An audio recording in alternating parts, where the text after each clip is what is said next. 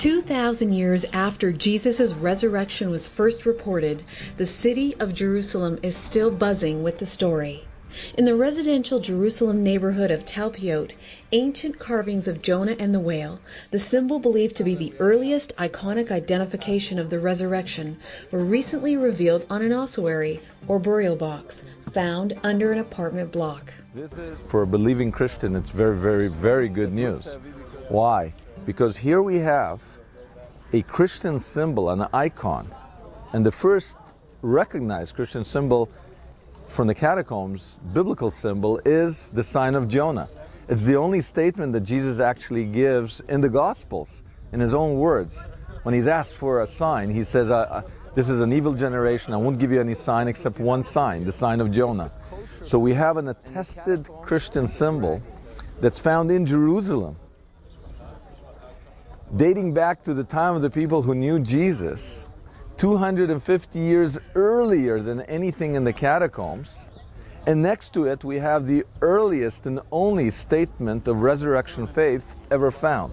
Using carefully constructed replicas, 3-time Emmy Award-winning documentary filmmaker Simcha Yakobovich, director of multiple films including the controversial Lost Tomb of Jesus, described the discovery of the ossuaries, the basis of his latest production, The Resurrection Tomb. In close proximity, within the same tomb, a second ossuary engraved with an ancient Greek inscription was found.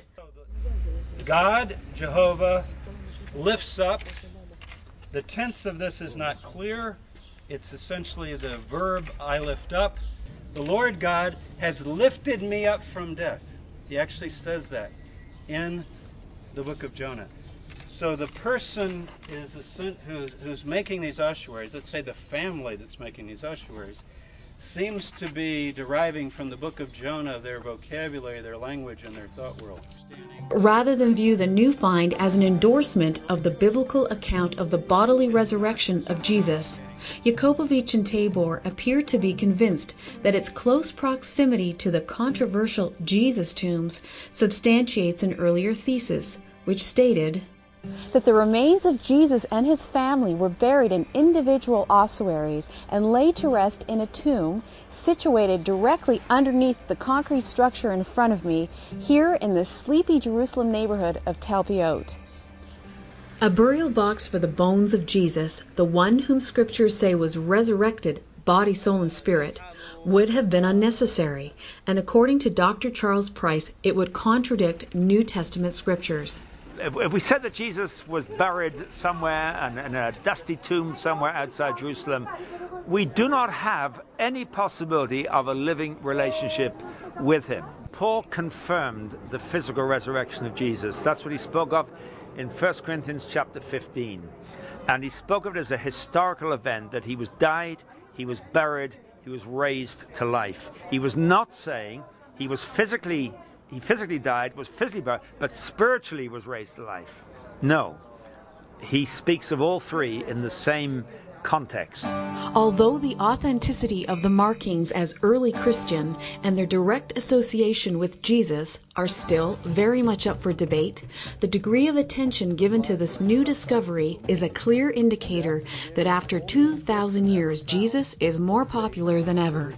And that, if anything, can be proof of the resurrection. Marnie Blom, Axe News Network, Jerusalem.